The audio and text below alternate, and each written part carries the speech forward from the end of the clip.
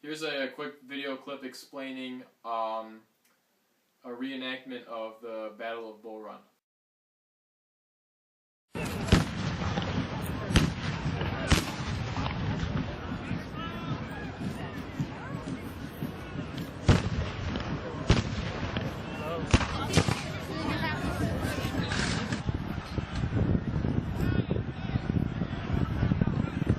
One of the frankly best experiences that a visitor can have on a battlefield is one that is led by a historian. There's so much knowledge, so much passion that they bring to these stories. We're standing here on Henry Hill, which is the centerpiece of the Manassas battlefield, the site of the heaviest action during the First Battle of Manassas, which was fought in one day, July 21st, 1861. It was the first major land battle of the Civil War. Fighting that took place here in that one day, in a space of about 10 hours, was far bloodier than either side had anticipated and far more costly. By the end of that battle, there'd be nearly 900 left dead on the field and over 3,000 wounded.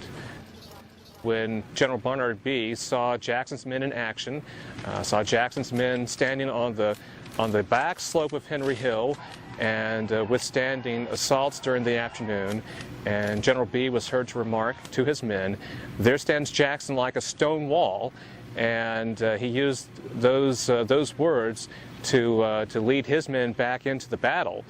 And the swirl of fighting that took place here during the mid-afternoon period. This is where the decisive action took place during the First Battle of Manassas, and where the battle would turn. The country here 150 years ago came to blows over the issue of what freedom is.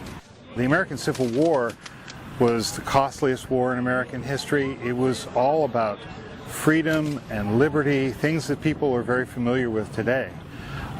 Many of the rights that people have today were earned by the blood that was shed here at Manassas and at the other battlefields. This battle was an important point in American history. It was an important point in the Civil War. This is the point where the reality of combat actually came to the people of America. They were thinking it would be a quick and easy war, a quick and easy battle, and they would defeat whoever their opponent was and push on. And it didn't happen that way.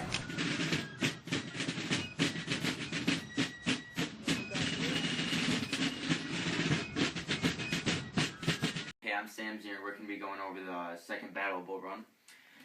And the Second Battle of Bull Run took place more than a year later on August 29th and 30th, 1862, between the Confederate Army of more than 56,000 men under General Robert E. Lee and newly formed federal forces of 70,000 troops under Major General John Pope. And it becomes Pope's responsibility to cover Washington until his army could be rejoined with the Army of the Potomac.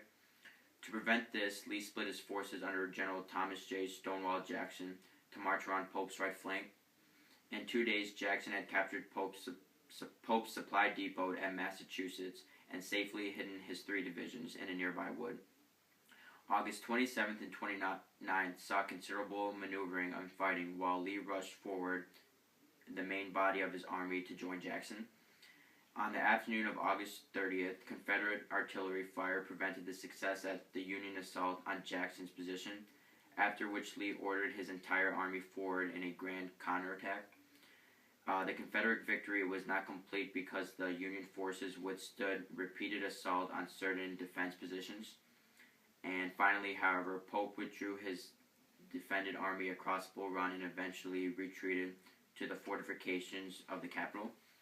And casualties on both sides were high, 15,000 in the north and 9,000 for the south.